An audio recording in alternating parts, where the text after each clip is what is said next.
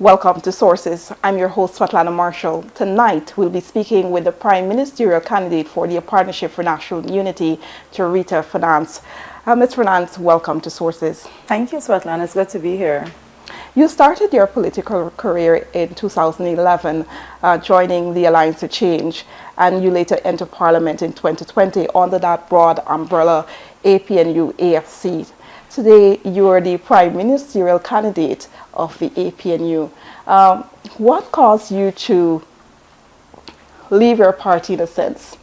Because that's what the party has accused you of doing. Well, I think I look at it way differently, and my whole involvement in politics in the Alliance for Change, as you know, the name spells out Alliance for Change, and by that it says that the party was willing to align with persons of parties with similar policy direction in order to better the lives of Guyanese. In 2011, I had just finished my first degree at the University of Guyana. I was back home in Bartica. I wanted to be involved in political life, and I joined the AFC back then. It wasn't until 2016 that I went to the Bartica Town Council as a councillor. That was the first ever town council that we had, and it was a privilege for me to start from that level, I would say, at the local government level, the grassroots level, when it comes to political life. It's very interesting that I go back to that, because in 2011, I did not go to the town council as part of the AFC. I went there under an umbrella called BIGO. That was a local group that was contesting the elections back then. I remember BIGO. Right, so BIGO caused quite a stir in 2016. Back then, Mr. Nigel Hughes, he was the chairman of the Alliance for Change, and he went out and he endorsed BIGO and some other political parties, because the liberal democracy of the Alliance for Change spells out that its members can have that freedom and willpower, and you're not dictated to.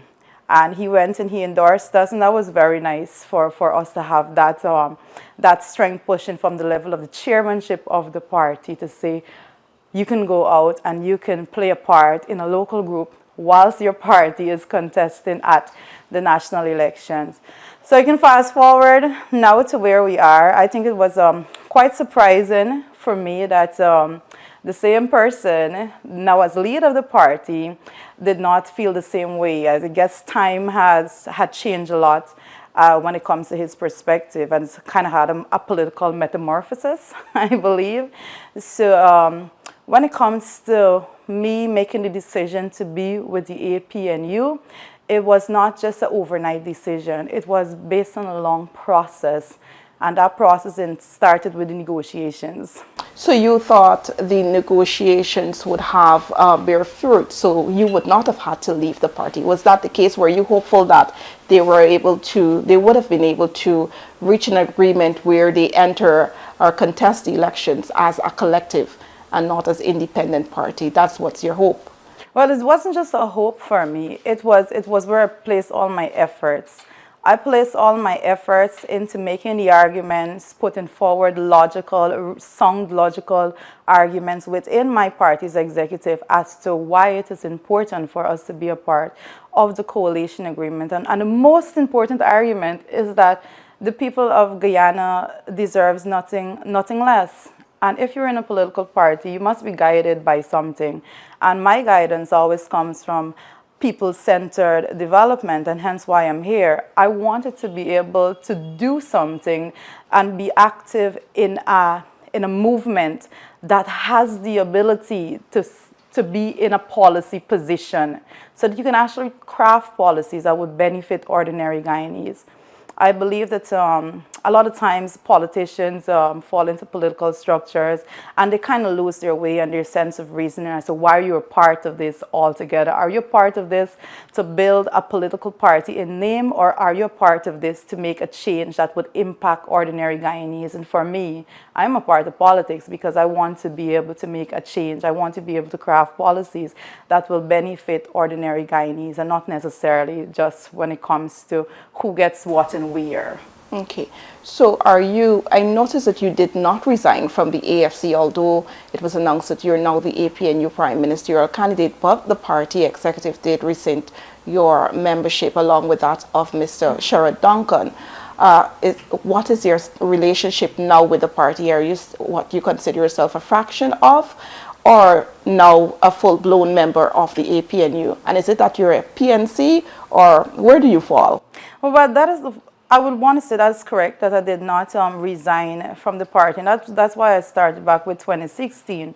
Because in 2016, the party, the current leader of the AFC, Nigel Hughes, in 2016, whilst he was the chairman, he endorsed political party members of the AFC going out and actively engaging in politics elsewhere. We have so many other situations. We have current executive members of the AFC that actually contested the last local government election under the PNC, and they're still executive members of the party. So there is definitely not, we're not being measured by the same yardstick. So there was no need, I saw no need for a resignation based on the party's known history of how members are allowed to go and associate based on their own reasoning and not basically being directed. I mean, this is said to be a liberal democratic movement. So I saw no need for the resignation. As it stands to where I am right now I am in full campaign mode for the APNU coalition. And that's where all my energies are being placed. We don't have any time to be bogged down by what is said here and there. And that's why I haven't even gotten into a lot of the conversation about why I left and all the processes that led to me being where I am right now. It's important that we stay focused at this point because we have a country of hundreds of thousands of persons that are really suffering, and we need to be laser focused on September the 4th, and hence I have not gone down that line too much. Okay, I noticed when it was announced that you will be the Prime Ministerial candidate, Mr. Sherrod Duncan, another AFC, he too indicated that he would form part of that coalition, the APNU, the partnership. Is it that, what was the agreement? I know you said you haven't gone down there, but I would like to go down that path to understand. I've seen also that you had, subsequent to your departure, if I could use that term, other members of the AFC left. What guarantees their security in the APNU? Because the AFC spoke a lot about agreements that were breached on the 2015 and 2020 arrangement, the Commonsburg Accord. So are you satisfied with whatever was promised? Was there anything promised? What these members of the AFC they're receiving in return? That's what I want to know. Well, I think the main thing that we're all receiving, I can speak for myself, but I can just give an overview when it comes to my colleagues that have made a similar decision. And the overarching benefit that we have is that we know that we're part of a movement that is for the people and a movement that can actually bring change.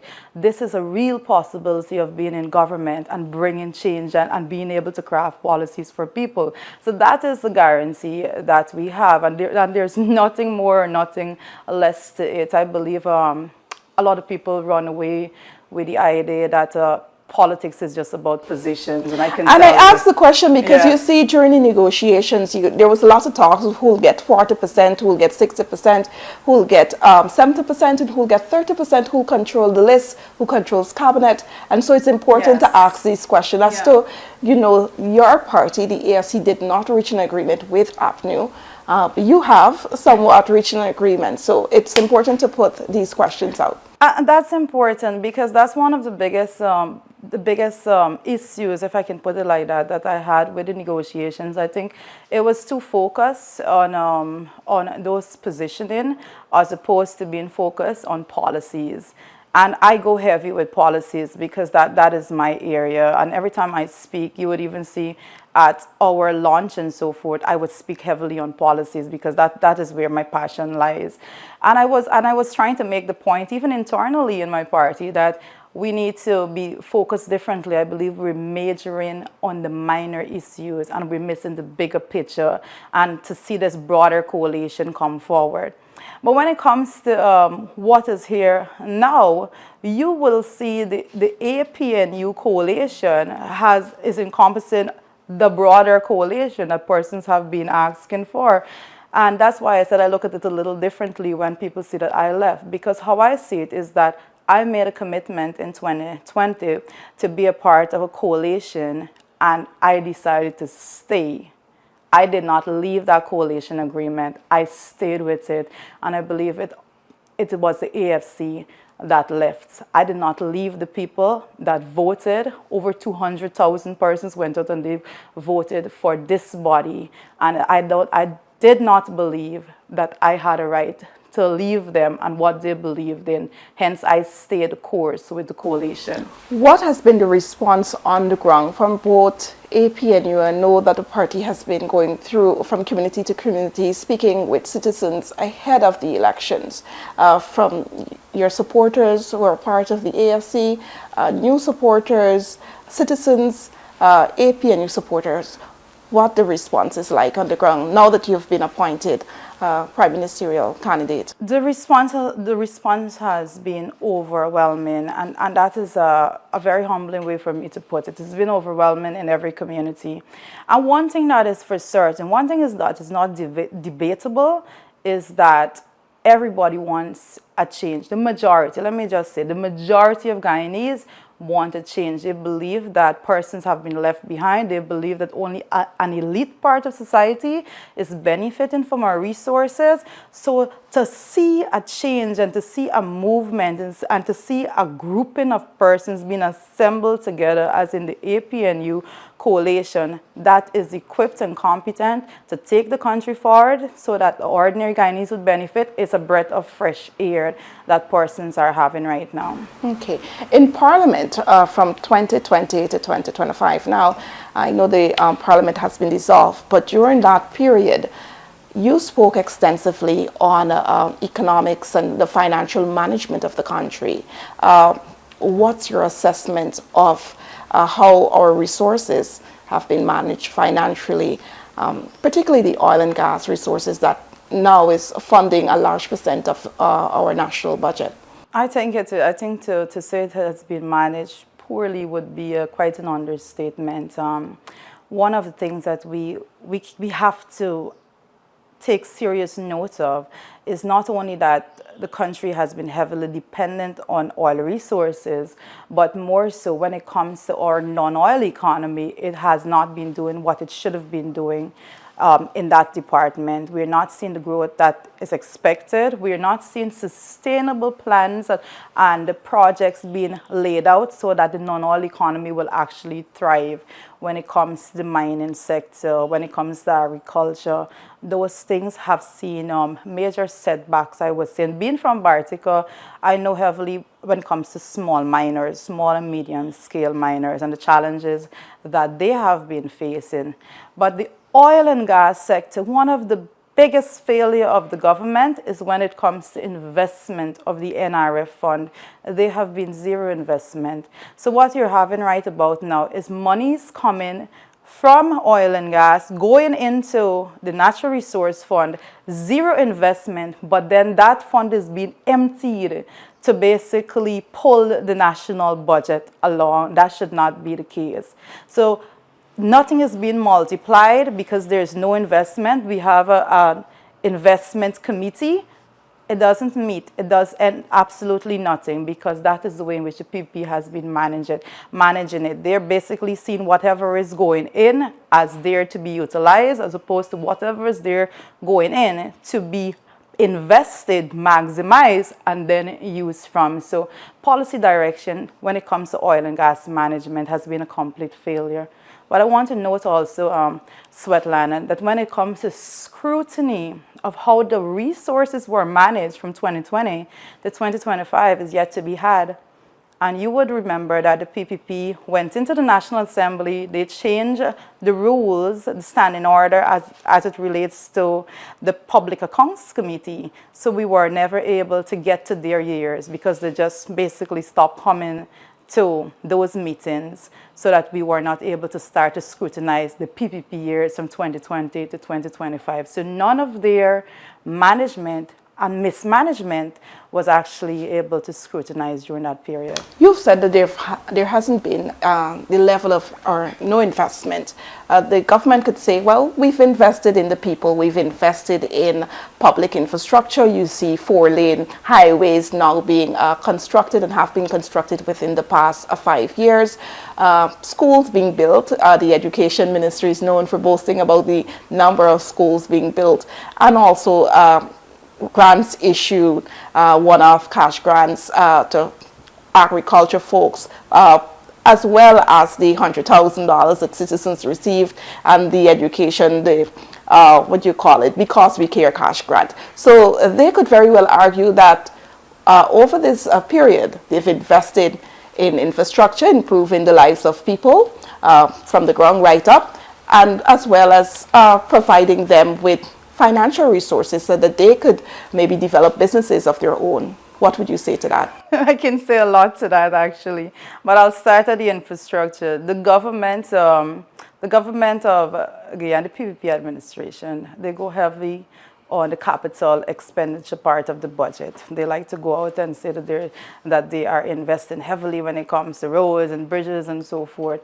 But in actuality, if you were to go, for example, the World Bank report, you would see over 40%, just under 50% rather, of our capital expenditure, they say, is wasted in inefficiencies. And that is a nice way of saying that the corruption in our country is so high that it's almost 50% of the money that is budgeted for capital expenditure, what would cover road works and so forth, is being wasted. It's actually not going to those projects that it's been identified to go to. And what you're seeing is the projects are being done so poorly,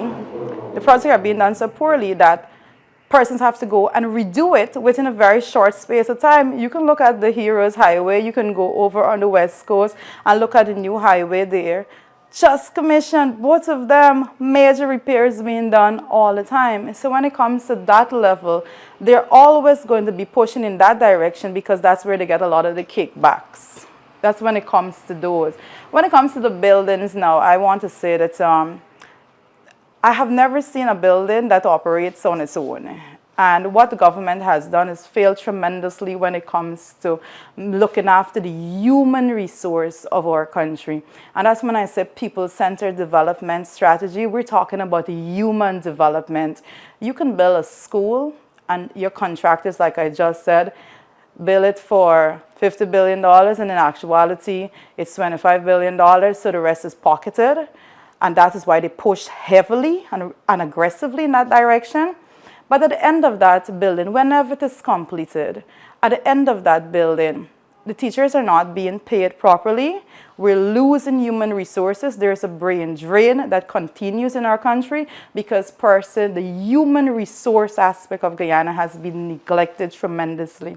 And this is not just over the last 5 years, from 2020 to now. This has been continued from, the PP has been in office for 28 years. 28 years if you subtract the 2015 to the 2020 period. So they have been doing the most when it comes to neglecting human resources. They go capital intensive because capital intensiveness gives them an opportunity to pocket money. But we are not seeing teachers in the schools that are being built. We're not seeing actual nurses. What they did was close the nursing school as soon as they came into office in Linden. No explanation given. And what they said after, that they have to import persons, they have to import nurses, and not just import nurses, but they had the audacity to tell Guyanese that they're willing to import nurses and pay them more than they're paying local nurses. When it comes to the $100,000 cash grant, that's one of my favorites to talk about because the PFE government went out, when the opposition was pushing for direct cash transfers to be given to citizens, they went out and they had so many articles and negative press on it because they said it cannot be afforded, it's going to cause this and that. And at the end of it, they went out there and did exactly what the opposition said should have been done, to have that $100,000 direct cash transfer in the hands of people. So I say that to say, even now, when the policies are being announced from the APNU, they're saying, oh, this cannot be done. But I want persons to remember that's what they said about the $100,000 cash grant as well. But you touched on another one, too. I'm just trying to not forget any. You touched on the cash grant for farmers, and that is a huge one. Because the PPP came to the National Assembly, and they had not just cash grant, they had a flood relief program. And you would remember that it was under the Prime Minister. They had they came for $10 billion. They said they're going to be given as relief to farmers that were affected by the flood. And it was not the opposition that took charge of bringing the news forward as to where that news was going, but the actual farmers in Berbice had to come out and speak out to say that they're lining up their friends that drives bus and taxis and works in Georgetown and doesn't have anything to do with farming to actually give the monies to, instead of it going to persons that were actually affected by the flood. And I say that to say, when we speak about PPP corruption, it's not only corruption against persons associated with the coalition, they also are not very kind to persons that are traditionally supporters of them also. They are only concerned about making sure a small group of society benefits, and that is the fact of the matter. So you would see every single group, every ethnicity, every religion, persons within all those groupings are being negatively affected when it comes to the level of corruption within the government. So I hope that answers those questions. Now, the PPP would have posted that they have not introduced new taxes. In fact, they've said that they brought down a number of the taxes, while under the APNU-led administration, a number of taxes were introduced. And so there's often a comparison between the two. Should the APNU take office, what are some of the tax-related measures your administration, if I could put it that way, would consider? And overall, what are some of the policies you'll be leading as the Prime Minister, should you win? So what I can tell you about, first of all, let me address the taxation where the PPP talks about. The PPP comes to the National Assembly. They've been coming since 2020, day one, and they like to push a propaganda and disinformation, because disinformation it's a willful misinformation to the country. But they believe that if they say it enough and if they say it over and over, that it becomes a reality. They came to the National Assembly and they made a presentation, and they said 200 taxes was introduced under the APNU AFC during 2015 to 2020. And a simple question was asked. A simple question was asked for them to list the 200 taxes that were introduced. And to this day, they cannot do that, because that is disinformation. At no point in time did the coalition introduce 200 new taxes. That is just a propaganda machinery at work when it comes to the PPP. But when it comes to what we're looking at doing when we go into government after the 1st of September, some of the most important people that are feeling the blunt of taxation right about now is coming from the mining sector, the agriculture sector, and those persons are going to be getting relief. When it comes to light and water, we're looking at relief for persons there as well.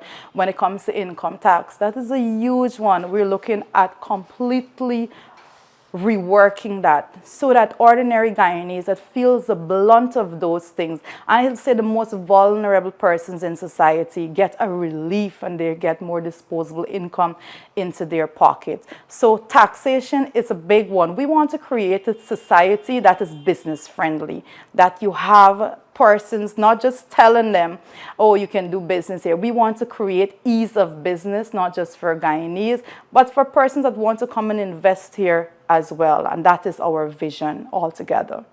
So if I know the coalition APNU would have spoken about increasing the threshold for those who are paying taxes, right? If you do that, some may say that it could result in a heavy dependence on the oil resources coming in, and then there's the issue of Dutch disease. So how would you strike a balance in some of the promises you've made financially with regards to the taxes that would be reduced and removed, and balancing what you're receiving from other sectors? And I say oil and gas, but we have a wide variety of other sectors. You have sugar, and we'll have to definitely speak about that. The rice industry, cash crop, bauxite, and of course the oil and gas industry. So how do you ensure that regardless of the measures being implemented, the fiscal measures, you are managing the resources efficiently to avoid the Dutch disease? One of the first things I want to say, Svetlana, is when it comes to the income tax threshold, this conversation is not an overnight conversation. It's not a decision that was made very easily before that policy announcement was made. And if there's one thing I can say about the APNU coalition, is that in order to put together a manifesto, we get together what we consider to be the best and brightest minds in the country. And those persons have been working tremendously. This is not an overnight process. This is not a 2025 model that we're looking at. We are looking at things that are going to be able to translate easily as we go forward into not just 2025, but 2026, 7, 8, 9, and into the 2030s, because we must be planning today for what is there in the future, and it is very doable. One of the things that persons need to understand, because the question I get is that, how is it going to be afforded? And I touched on it a little bit earlier. I am saying that we have a budget of over $1 trillion in which it was more capital intensive. So more than half of the budget was put to capital expenditure. And I'm also saying that based on the World Bank report, half of that capital expenditure is being wasted in inefficiencies. So what we're looking to do is to bring up the efficiency, weed out the corruption, bring up the efficiency, so you have more money. You're looking at tens of billions of dollars just from that being able to be injected back into the people. And I also spoke about making sure that we have investments at the level of the Natural Resource Fund. You cannot just be taking oil money and as soon as it goes into the fund, just taking it out and spending it. That is not prudent management of that. You have to be looking at investment at an international level so that you will be maximizing those money, so you will have more money to spend and to reinvest in the people through this people-centered development program that we're talking about. Okay, so let's shift from the financial measures to the people-centered aspect. What are the plans with regards to the various sectors the country has? What are some of the major plans being put forward? And they're going to be like a flagship project. I know every government has a flagship project. This government speaks a lot about the gas to energy project at Wales. What's going to be your major thing? Well, what I can say up front is that I'm not going to take the liberty at this point in identifying the flagship project, because I believe that I believe that I'm going to leave that. Not I believe, I will believe in that to the leader and our presidential candidate, Mr. Aubrey Norton, because that is something that is dear to him, that he has spent tremendous time working on, and it's only right that he is given the opportunity to announce that. But when it comes to the various sectors, I mean, we have an overarching goals when it comes to development, not just in one sector, but in every sector. And those goals are to make sure that persons are paid properly, that persons have money. Those goals are to make sure that we have job creation in all of those sectors. Those goals involve making sure that small and medium scale and large scale businesses are supported at a level at which they can all grow and benefit tremendously. But most importantly, our fourth goal is to make sure that the entire country benefits from all of this, and you don't just see segments of society benefiting altogether. So everything fits into that mold. Making sure that money is in your pocket, making sure that jobs are created, making sure that businesses are supported, and making sure that there is no division, there is unity when we move forward as a country. One of the things I would like to talk about is because, and Mr. Norton has been speaking about it, is the rent-to-own program. And I believe for me that is major, particularly when it comes to the country that we're living in and the struggles within individual communities within the country. Housing is a major concern. Whenever you see there's a housing drive or anything like that, you would see hundreds or thousands of persons flooding those venues because they are looking for an avenue to be relieved of the burden that they're facing on housing. And we have designed a program that we believe will help them, and that is the rent-to-own program. Why rent-to-own? Why not give them the opportunity to own it from the get-go, go through the banking system? Isn't that possible? Isn't it working? Why rent-to-own? Well, in actuality, when you go to the banking system, you're not owning it from the beginning either. You're owning that until that mortgage is paid off, because the bank holds those legal documentation until those mortgages are paid off. So it's a similar model. The big difference is a banking system would look to make a profit. Those organizations are profit motivated. When a government steps in and a government is spearheading these projects, government is not supposed to be profit motivated. The government is supposed to be looking at results oriented policies, and the beneficiaries of these should be persons that need homes, as opposed to looking to make a dollar off of the homes that you're giving to persons. So the rent-to-own policy is going to be doing a lot of things at the same time, because in order to build thousands of homes in Guyana, create thousands of new modern communities, and when we're talking about homes, we're not just talking about building a house where there's no road, there's no water, there's no electricity. It has to be building communities. And so you're putting thousands of persons to work, you're putting Guyanese to work, you have all categories of workers: electricians, plumbers, masons, carpenters, engineers, everyone. You have this vast drive and demand for labor that is going to be there. So you're getting Guyanese out to work, and you're making sure that they're paid fairly. And at the end of that, you're taking off that burden that persons have of having to face exorbitant costs when it comes to housing currently, and you're putting them in finished homes, because we believe that when persons are relieved of those burdens, they will have the flexibility now to be and achieve their best potential in life. And we see the people, the human resource, as a driving force of economic development of our country. That is why we say people-centered development is investing in the people of Guyana. Now, okay. So we've gone past nominations day. We're now weeks away from, and just over a month away from the elections. What is how is the party gathering its agents? We know that 2020, there were lots of issues that arose during the 2020 elections. And in a sense, allegations coming from both sides.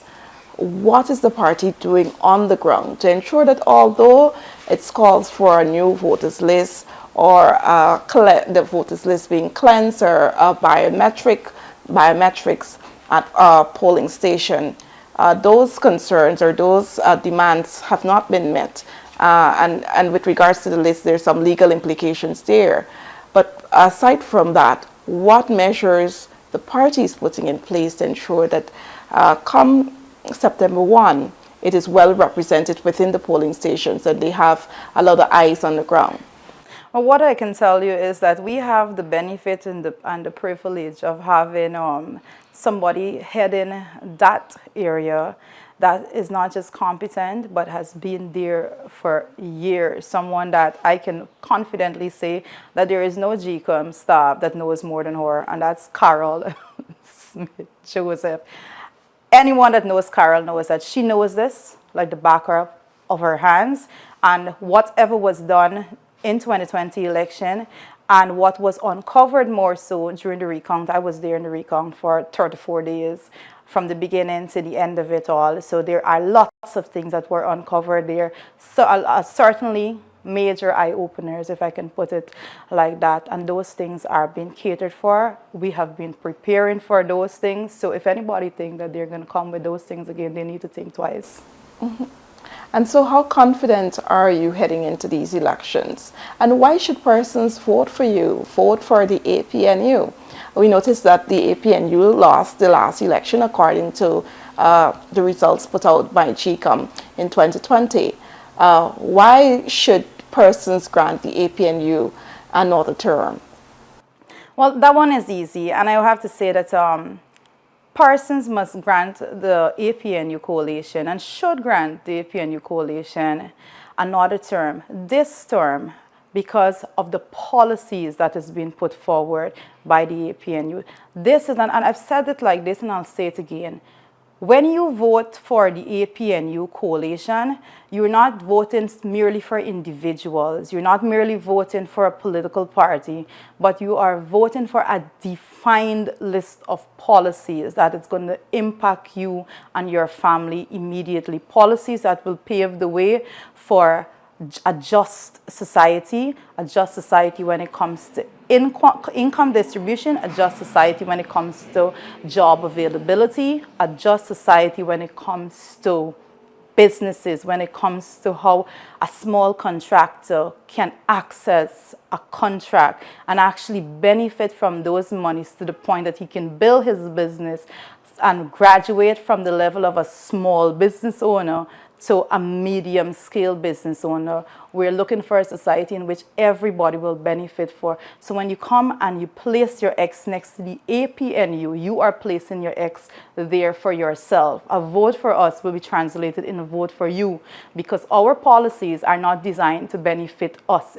It's designed specifically to benefit Guyanese. Our human resource building capacity is what we are looking at. So a vote for us is a vote for you. Some people may say that, you know, the APNU, you're saying vote for the APNU, but in reality it appears to be divided. And we've seen, while you've joined the APNU, you said you've always been there from the start. We see key persons from the PNCR, which forms a major part of the APNU, leaving. And so some persons may be, you know, a bit undecided. Should I go where they have gone? Should I stick with this party if they would have voted during the last elections for the APNU? And what has the party done to attract new supporters, new members? Or are you just simply going to your three strong regions? And I say three strong regions based on the local government results, which shows that certain regions are won by the PPP and some are won by the APNU/PNC or AFC, however you put it. All right, the first thing I was address is persons that have left. You know, I have worked alongside some exceptional colleagues from 2020 in Parliament to now, but it would so happen that when it comes to politics, a lot of times politics is not just policy related. When it comes to, you have to manage a lot of personalities also, if I can put it like that. And I believe that there was a lot of some personality clashes between the years, and that would have resulted in some persons deciding to sever ties. However, do you think they will pull votes? That's the question. Well, I basically deal with the numbers, and I've been dealing with the numbers for quite some time. So when it comes to the numbers, the statistics would show, even down to the 2020 elections, we had a collection of small parties going to those elections, and those parties collectively were only able to get just over 9,000 votes at the 2020 election. So I believe that speaks for itself when it comes to the culture of Guyanese politics and how persons go out and vote. But with all that said, it is not going to your base, and that is not something that I stand for at all. I do not believe that there is anybody out there that you can just mark as, oh, this person is this party or this person. I believe that we all have an opportunity to go out there and to tell people what we represent and what the policies that we're proposing represent, how it will benefit them, and get a buy-in from them. So when you're voting, you're not just voting for individuals, like I said earlier, you're voting for these policies. And these policies are not designed for any three regions. These policies are designed to benefit the entire country, every region. And we've taken so much focus and emphasis on the indigenous communities because when the slow development that we're seeing on the coastline, it's snail speed when it comes to the hinterland, because the hinterland has been left behind in any development trajectory that we are seeing right now. So we definitely need to go into the hinterland and make sure that we design policies like we have, that they would benefit. And one of those major things is making sure that you link the hinterland to the coastline by doing major infrastructure like highways. Okay. And is there any concern for the party ahead of this major election? Ahead of this major election, I can say one of the concerns is that we've heard a lot about the 2020 elections, and to date, we have not seen any reform.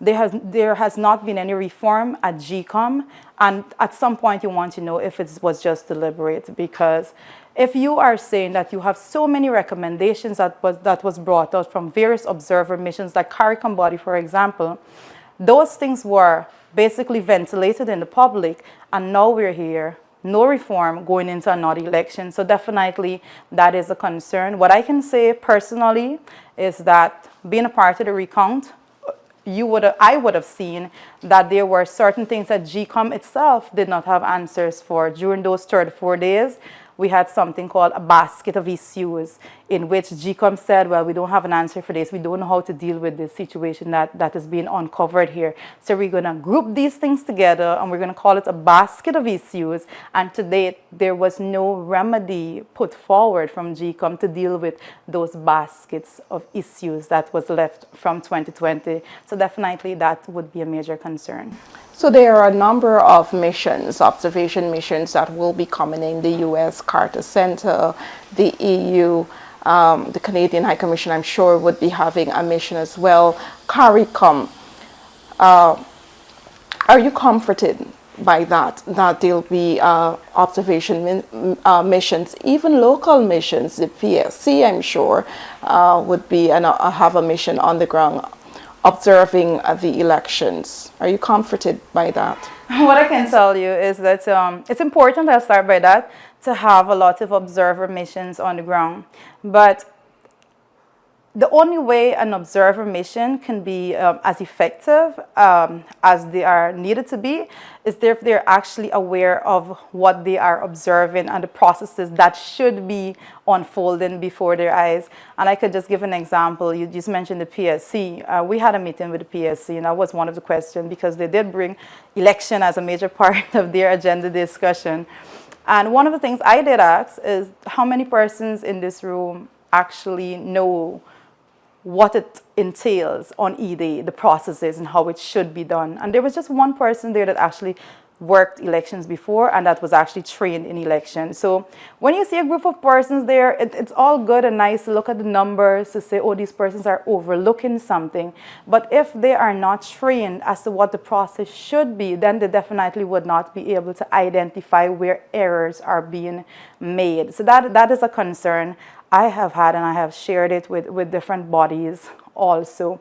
So a lot of times you see great numbers, and what those persons would do now is to rely on someone that they believe is in tune and knows the processes. So we have a little bit of a breakdown there when it comes to the observer missions. But I am hoping that the observer missions this time around actually train persons aggressively so that they know the processes, so they would know that, hey, that is being done, but that should not be done. It should be done in this manner. So that would be a huge difference going into these elections if they go down that line.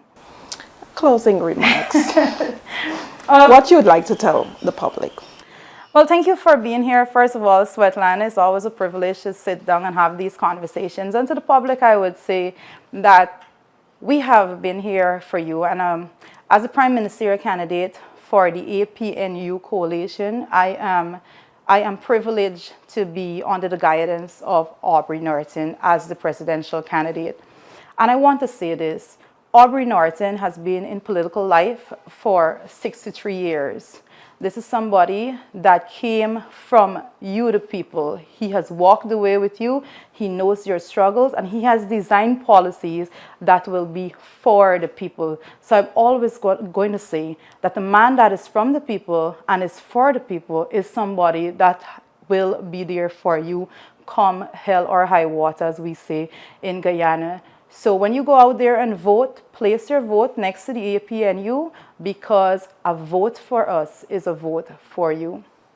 All the best. Thank you. And with that, we've come to the end of this edition of Sources. I've been your host, Svetlana Marshall.